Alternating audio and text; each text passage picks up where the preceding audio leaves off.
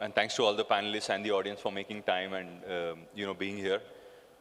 We'll jump right into the session, which talks about navigating dynamics on the channels and the audiences, and the products and the services. As we start, I mean, the environment is fairly dynamic today. We are seeing consumer needs evolve very, very quickly. All right. To the panel, and maybe we'll go around the panel on what are the key trends or changes that you are seeing, in each of your spaces, as we talk about the different channels or the products or the services that you manage or you lead.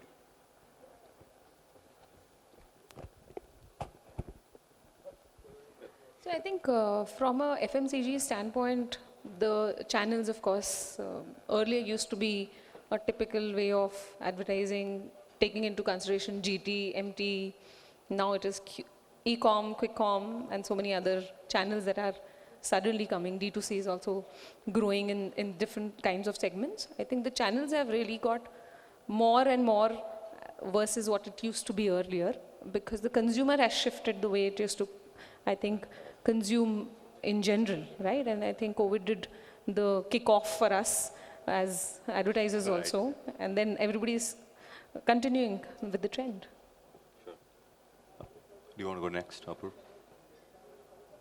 So, I come from the retail space, a premium retail space. So in premium retail, I think I always say pre-COVID and post-COVID. They're like eras now. So post-COVID, I think the world has changed for premium retail. We thought that mass would become bigger in India, but the game is changing. And it's a similar thing across the industries. You look at retail, premium retail demand is increasing day by day because people are becoming more aspirational. Rich are becoming richer in India. I will not say the other way around. You look at automobiles, same thing. The luxury cars are in demand. There's a queue. You look across industries. The premium customers are increasing day by day. Some interesting trends about our industry. So premiumness is no longer restricted to metros. Today, interestingly for my business, 70% business is coming from tier 1 and tier 2. That's where the real money lies for us right now. The second thing from a customer understanding point of view now is that now customer wants you to know him or her. That's an expectation. It may be online or offline. That's also very interesting. So I'll give you an example of what we did, and it just turned out to be one of the biggest things. We put in a technology in our store which said that if we had a loyal customer walking into the store, the sales guy who used to sell to that customer got a beep saying that Mr. Apurv is there in the store. He buys this brand. His last shopping was this brand. This was the fit that that person bought. And the staff went to him and said, "Hello, sir, how are you? You bought a Calvin Klein jeans 4 months back. How was the fit?" That customer got amazed. And now with that, the customer wants that. The customer, when he walks into a store, wants our sales staff to know his birthday, his fit, his size, his alteration records. I think that's one thing which has become a mandate now, that you need to know your customer. May it be online, offline, and interesting, online people used to know it very well, but now even offliners, this is what the new trends are coming in, that you need to know your customer. So I think what I'll do is I'll just add to what Apurva was saying, right? That I think not only the customer wants you to understand him better, and now I think technologies have enabled brands to actually make it happen. So earlier what would happen is you would have knowledge of the consumer only from the point of view of the transaction the customer does with you. So your lens of knowing the customer is only transactions. Now I think what happens is that you could get to know what cuisine they like. Do they like cats or dogs? Do they like wine or beer? Do they like action as a genre, comedy as a genre? So basically you're trying to understand the consumer from a relationship point of view, which is outside of your transactional relationship. So what they're consuming, what they're saying, what they're doing outside of your relationship, and then you can use that for a lot of decisions. Earlier decision that you would use it for is mainly maybe media buying, right? Because that's what you're limited to. Because your transactional sort of lens would allow you to get information, it will improve your media efficiencies. But now when you know the consumer from a 360-degree point of view, You can use it for product development, you can use it for influencer selection, you can use it for media buying, you can use it for creative strategy, you can use it for content creation. So your ability to take a sounding board to take decisions across various aspects of the consumer is now possible. The last thing I would like to say is that I think AI and LLM have made this ability of taking 5,000 consumer points and converting into something actionable. But earlier you would have insights, right? So, my co-founder says something very interesting. He says, if it is not actionable, it is not an insight. So what would happen is platforms like ours would give you 5,000 data points for the consumer, but you couldn't action it. Now what happens is when you put those 5,000 points into an LLM, the LLM comes up with specific actions. You say, okay, how to improve this ad copy or what influencer we should choose. So basically what it does is the ability of taking disparate, diverse data, which is in thousands of units, make it actionable is what LLMs and AI has done. So I think these three changes are transforming the way consumer behavior is studied by brands and use that behavior to take actions. I think for us in food category, massive disruption happened with COVID, right? And generally the acceleration of adoption of services like delivery picked up so much, right? So the entire business dynamics have changed from what Pizza Hut as a brand used to be dominant on dine-in and all that versus now we are moving towards a delivery-led brand, right? So that has been a major game changer for us. And who would have thought that people would demand that food to be delivered in 10 minutes, 15 minutes? But now it is looking like a reality, right? So in paraphernalia, what is happening in the QCOM and other space, I think it will also impact food space from that perspective. And there is a need to continually evolve on those aspects. And even if you look at it from the access point of view, some of these brands have made access so easy for brands, right? So it also creates a challenge for brands to be that competitive, that relevant, to stand out, right? So those are I think, some of the things that have really changed in the last couple of years for us. Thanks. Thanks, Manish. Apur, you spoke about, premiumization and how that has been playing out and,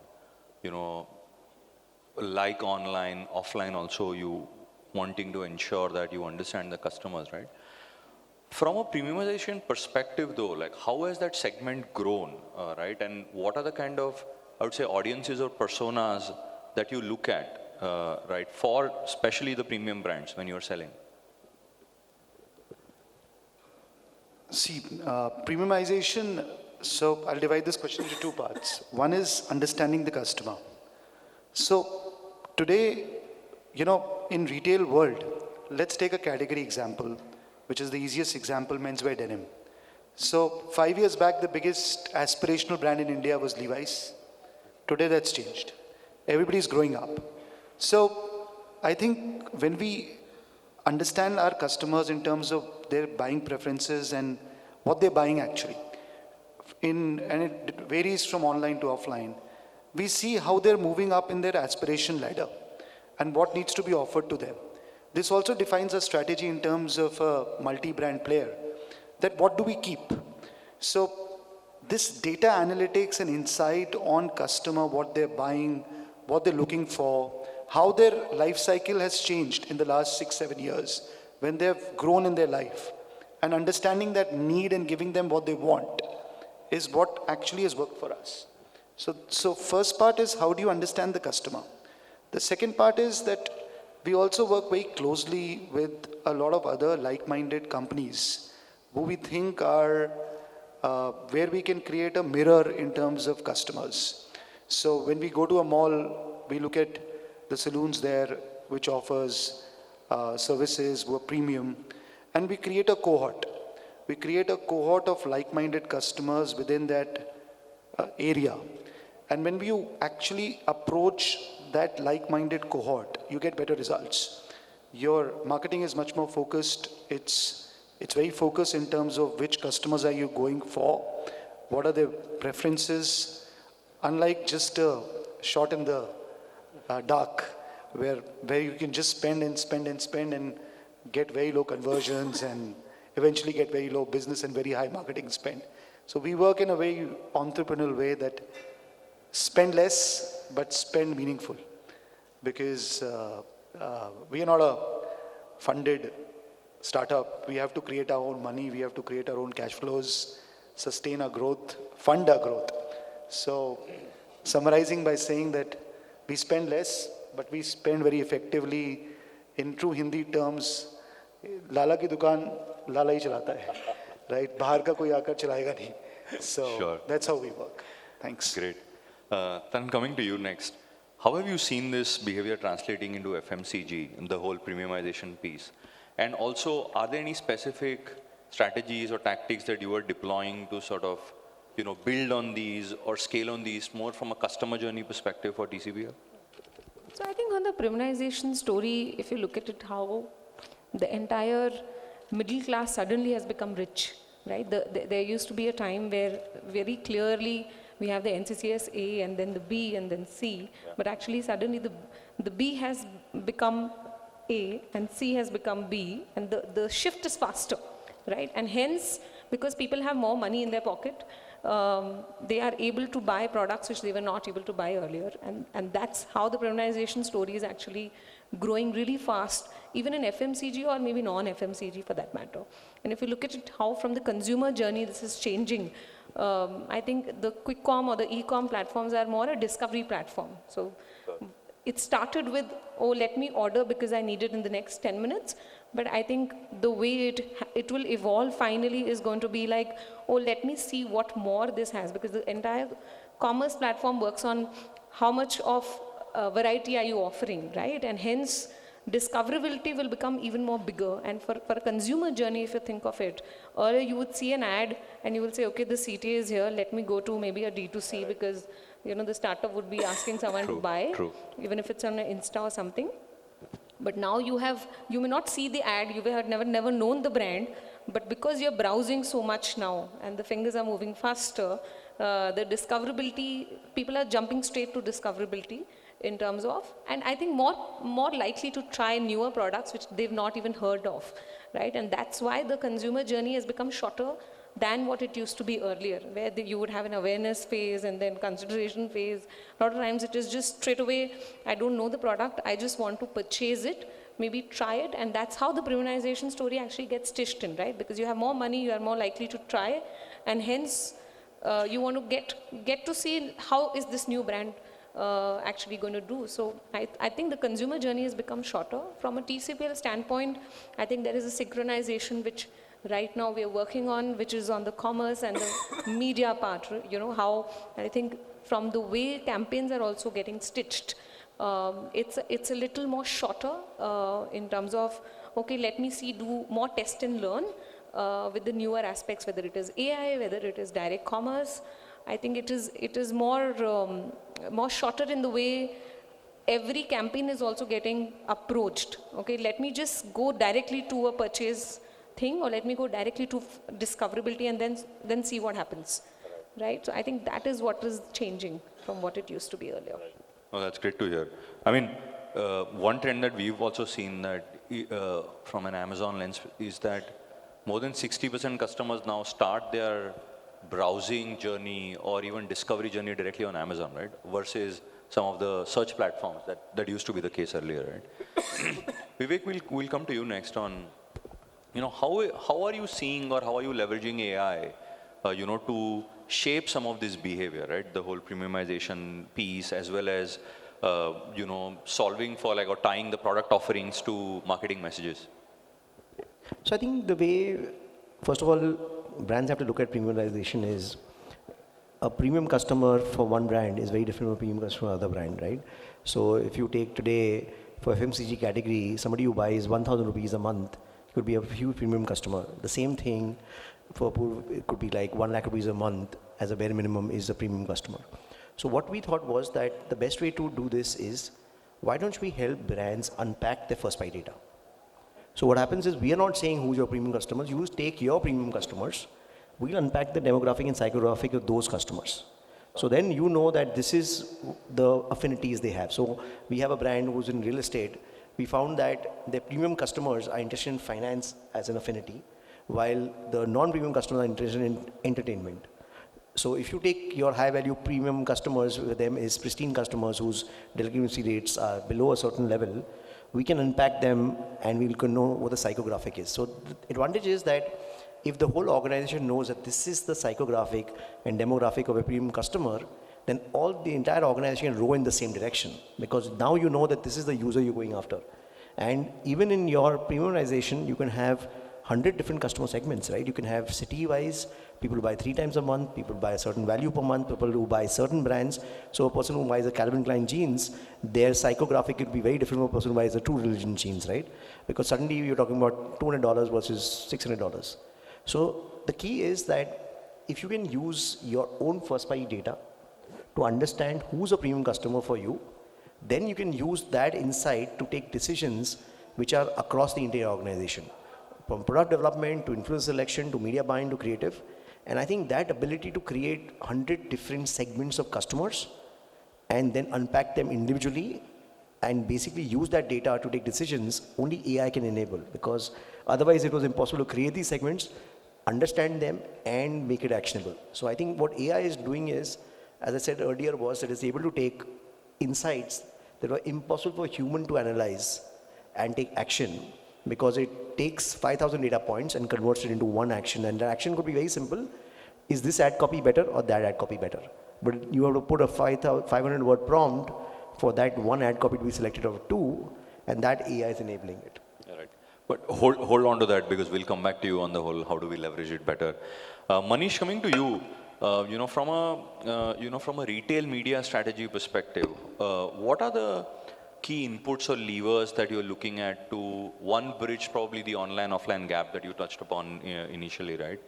And second is that, how are you balancing the whole piece on immediate sales to the long-term, strategy or the long-term brand building that you want to do? Okay, so I'll not be very different from what Vivek just mentioned. So based on first-party data, audience signals, and AI, it is becoming much easier, right? If I say in the food, there are key 3 triggers for you to order a food. And I'll say value. Suddenly you're a great discount, I'll go for it. I'm like my taste and craving, so I know the brands I'm comforted with, I'll go with that. Or new news. Oh, something exciting has come up. I have never knew something like that would be there, so let's try this out. So with some of these models that we have been building and with the first-party data, we are far better able to predict for each product which is the right audience, right? Which makes your job easier in terms of you don't have to target everyone. Obviously, it makes your job easier and much more effective. So one is on that aspect that a lot of work is happening. The work streams are becoming far more comforting now that we are in the right direction. Second aspect in the long terms, well, still in India today, long term, you continue to have to build the funnel. Same user, and I think many people have talked about Byron Sharp since today morning, but that continues to be the thing, right? And with digital, your cost of effective reach goes down, because we are a brand which has 200 plus cities. If you have to go that wide in digital, it doesn't make sense. So TV continues to be a key media for us to build long-term funnel, right? So short-term sales, yes, there's smart strategies on digital, on whom to target, my existing database, how can I activate some of those, right? So, for example, I know he is a guy who will go on only on weekend, like weekend intelligence. He is somebody who will only get activated when a new news is there. So I know whom to target when. Sure. So with my first-party data, I can be more sliced, diced, and effective. But yes, TV has to be the role has to play to build the bigger funnel. Sure, thanks. Taran, considering the breadth of brands, right, how do you address, the need for traditional marketing spends with the new age retail media spends, right? And how do you balance that to meet the marketing objectives across brands?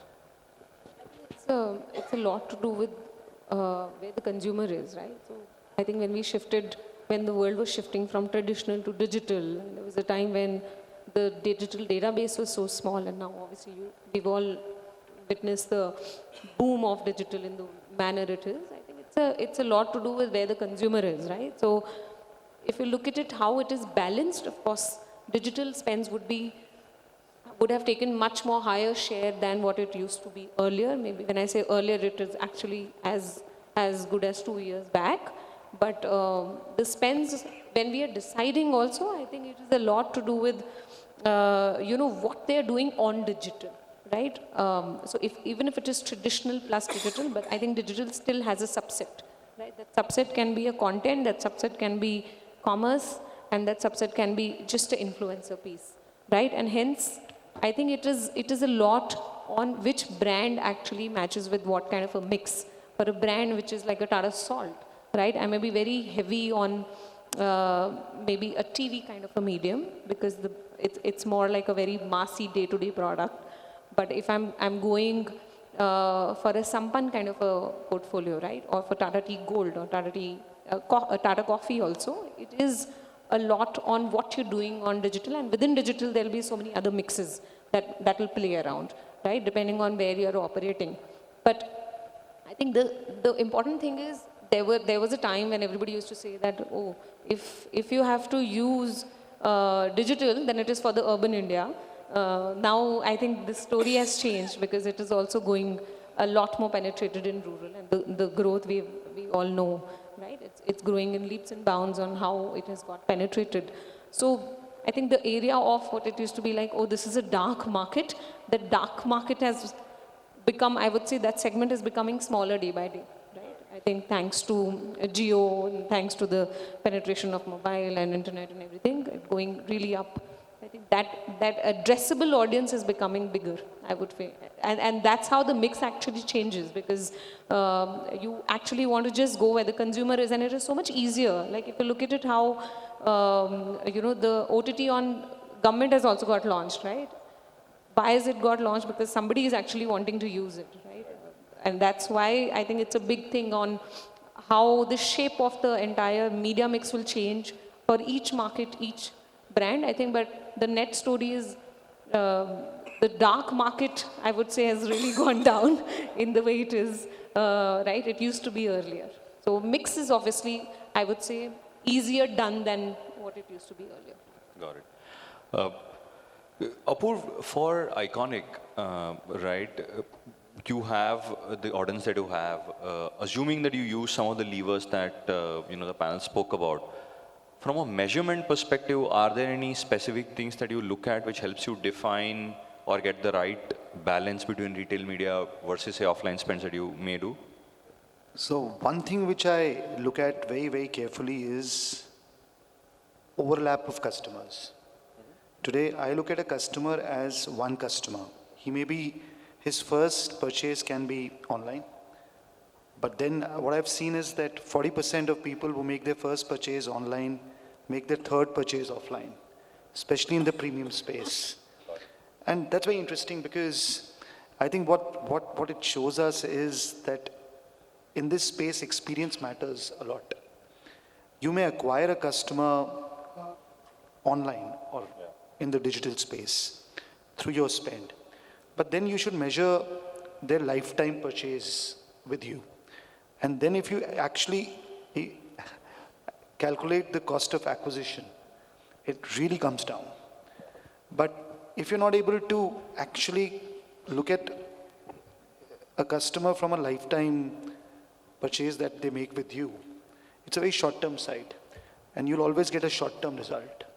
So very interestingly, we push our D2C customers to come to the store. Because what I've seen is that in stores, the repeat purchase, or as I say, the loyalty customers contribute to 65% of business. Whereas in the D2C space or in a marketplace space, the real loyal customers contribute to 15% of business.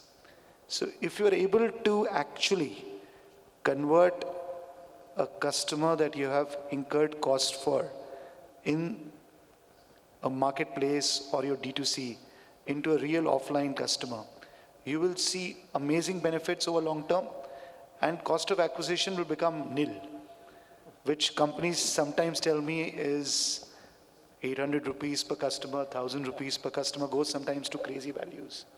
But that's what we have done, and it's really worked for us. And there are various mediums with which you can do that, because like Vivek said, today we know the customer. We know the customer completely. And once you know the customer, if you can actually motivate a customer to come and buy from where you want, that's the game. And that's how we work, and that's how I measure the customer, the marketing success on customer. I think the marketing teams will love you for saying that the cost of acquisition is by LTV, which I think most marketers struggle to explain to the leadership on, why the cost is so high for the first time. यार जो धंधे वाली companies होती है ना, वो simple terms में काम करेंगे. They will always look at marketing spend to the overall value that you get from that marketing spend. Very important in this, I sorry missed out, is also retention. Because a customer lost is the biggest loss that you can have, because the cost of actually building that customer, first acquiring and then actually retaining, sometimes we don't measure the cost of retaining a customer.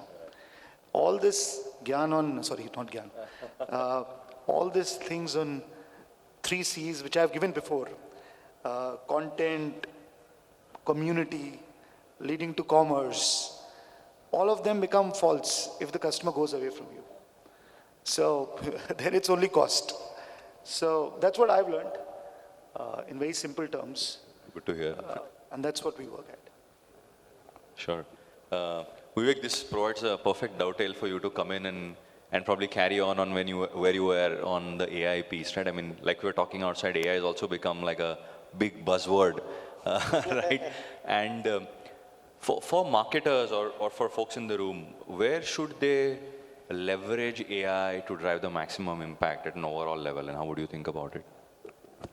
Yeah, I think the way I look at it is that earlier technology was about automation. I think what AI is doing is allowing brands to use it for insights. So let me just add to what the Purva was saying, right? That let's say there are 100 customers he acquires online. Out of the 100 customers, 40 customers go and buy the third purchase offline. Now what I could do is, I could take that 40 of his customers and say that let's find out lookalikes of these 40% and create an interest-based campaign on Meta, targeting them. So now instead of targeting 100 people, what if we can create a campaign that only targets those 40 people? So every person you acquire will become an offline customer because the psychographic and demographic remain the same. Now he knows that he could basically target 100 customers and every single one of them would be lookalikes of that 40. Then the delta that he gets on his lifetime value would be phenomenal. Now this was not possible earlier, right? How would you do it? Because you did not know what the demographic and psychographic of the 40 is. But now it's possible. Now he can take another segment which says, okay, people who buy Calvin Klein from me, 28% of them after a 3-year period move to True Religion. Now what I do is I take those 28% of the customers and help him find more lookalikes of people who buy Calvin Klein, because they are the ones who will upgrade. The others will not upgrade. Now you will find affinities of them. Now based on that, you can do content, you can do creative, you can do media buying, you can do a lot of decisions, choose a brand ambassador. So the ability to break up your business into hundreds of segments, have custom creative for each one of those segments. The ability to, basically, so, like I give an example, right? People think that, okay, AI is going to replace jobs. So I give an example, like so you take Tom and Jerry movie, right? There were 500 people required to create each frame and create Tom and Jerry cartoons. Today, 2 people on a computer can create the entire Tom and Jerry. But we don't make in Tom and Jerry anymore, we make Shrek. Right? Shrek still requires 500 people. So if we keep on doing what we were doing earlier, we used to have 5 segments. If we don't have 1,000 segments and we don't do custom create for each one of those 1,000 segments or different media plan for each one of those segments, can we use TV, CTVs, but we said, okay, this audience in Mathura likes comedy. This segment in that likes action. This person likes cooking. So based on those affinities, you could buy hyperlocal TV in each of these cities based on your customer segment for that brand. So इसमें जो है Calvin Klein का ad डालना चाहिए, इसमें जो है True Religion का ad डालना चाहिए. The ability to have these 1,000 campaigns simultaneously running, right? That is only possible because of AI. So the way AI is to be used is that use AI at one end to create insights. Sure. At the other end, use it to convert that insight into action. And thirdly, the ability to measure it and monitor it. All these 3 things can be done, but you require a lot more people to do this at this scale. But if you really want true competitive differentiation as a brand, doing this is almost essential for your relevance. True. No, that's very true, and I think that's super helpful.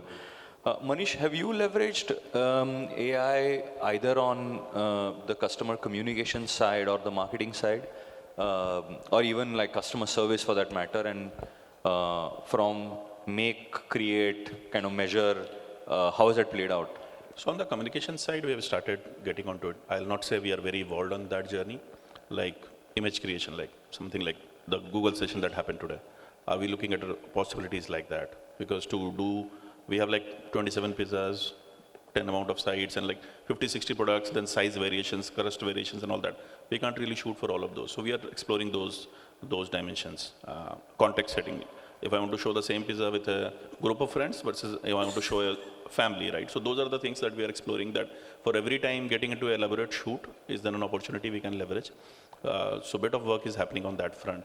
Second aspect is on obviously communication, cohort-based targeting, AI-based prediction on who will be the audience for today, who is likely to consume today, whether for lunch, for dinner, whether for a particular kind of product, whether it is premium line or the value line. So all of those predictions models are getting kicked in. So these are the two aspects where AI has started kicking in. Sure. Thanks, Manish. Maybe we'll quickly go around the panel on the closing remarks on maybe one single biggest, change, considering the whole space that we spoke about on premiumization, role of retail media, AI, and communications. Maybe we can start with you, Manish, on, over the next couple of years, what is going to be the biggest change driver for your business, and, how do you look at it? I think it's just the beginning and very difficult to predict. Like I started with saying that who thought that people will ask food in 10 minutes, right? People earlier said sooner is bad because it may not be the right quality, but things are changing. The dynamics have changed completely. So I don't know how things will evolve. I think the only learning for every brand is to be adaptive to change. So we'll have to look out for consumer trends and always say that consumer is king, whatever he's asking, we'll have to deliver that. Thanks. Apur, should we come to you next? So next 2 years for us in retail, I think, would work around making ourselves more nimble to using technology, like Vivek said, to know more of similar customers to what you have and create a multiple base, because that will bring in multiple growth. That's one point. Second point is be ready for changes even in premium and bridge to luxury segment. Till now, it's all been experience. But I think in the next 2 years, I see convenience in this space also kicking in, Sure. which is not kicked in. So there will be amalgamation of experience and convenience. I don't know how it will come. That would we need to carry 20 bags of Louis Vuitton to the customer's house to make them select one? Don't know. But I keep thinking about this, that customers are getting so used to convenience that experience will need convenience. So Sure. I think that is something which I'll be closely watching Sure. in the next 2 years. Thanks. So I think what we are building right now is something called AI Twins. And I feel that in the next 2 years, till now, always the consumers had a chatbot to talk to the brand. The brands never had a chatbot to talk to their customers. So we believe that all this demographic, psychographic being fed in, then what you do is that you, famously Jeff Bezos says, right, there should be an empty chair of the customer in the boardroom. Yeah. He said, can we make that empty chair into a sofa with multiple customer segments and make it interactive? Because before you take a decision that should you give them a discount, what colors would they like, or what speed of delivery they would prefer, I think if you had a replica of your customer segment, then every time you take a decision, there could be a sounding board, not as a pure decision-making authority, it's like a compass. That you're going to move into a certain direction, what direction to move into, because brands are now, if they were taking 10 decisions in a day, now they're taking 100 decisions in a day. Unless they have a real-time sounding board to take those 100 decisions, it's going to be very difficult for them to optimize their time and optimize everything they do for the consumer. So I feel the next 2 years, that is one thing that AI is going to create, is the ability to use a sounding board to take every single decision you take which impacts your consumer.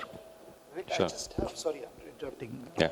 Because you just touched the nerve on chat box. So, I have this question and you can really answer this and it's very interesting. That when I go to the normal route of, I will not name the companies, but chat box, it's very regimented. You ask them an out of the box question, which you feel like, it says sorry. Please restrict your questions to the above mentioned. Whereas my customer, and this I think you can give me an advice, sorry, I'm using this panel for an advice. So we work in a very traditional way, we have a customer care, we have a good looking voice on the customer care side. And what happens is that customer calls, says that, when is my order getting delivered? And the next thing they ask is, you're from Iconic? I say, yeah, I'm from Bhubaneswar, okay. I'm in this mall, oh wow. Animal has released, can you book 2 tickets? I'm your platinum customer. If it was a chat box, you said, sir, this is out of syllabus. Yeah. Right? But I feel, at least in my space, the customer is so demanding that how will this play around? Because I see more, and this was never the case, but now I see my call center is actually a concierge. And my customer loves it. When we can book that ticket, we can give him small things which are a lot of comfort for them. So how do you, because you just mentioned it, I said, Yeah. how do I frame this Yeah. strategy? So see the key, so earlier if you take chatbots, right, they were rules engine. They were not generative AI. So the quality of answers in any way improved because of basic ChatGPT. So the key first thing you have to do is that you take 50,000 of your high value customers and now you're creating a digital twin of that customer.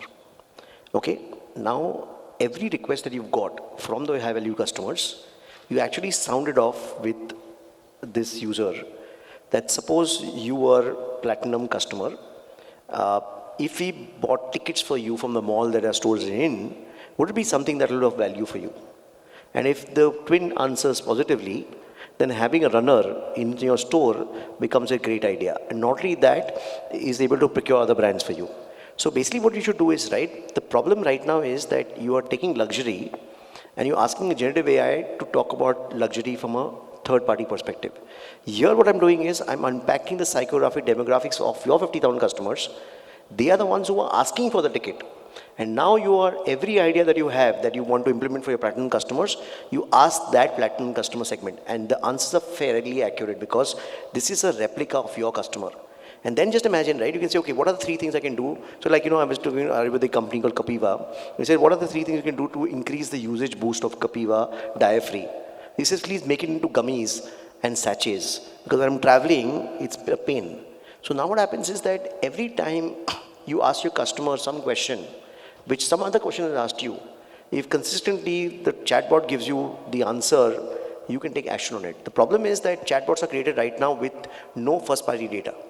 They're created generically, so then it gives you generic answers. Thanks.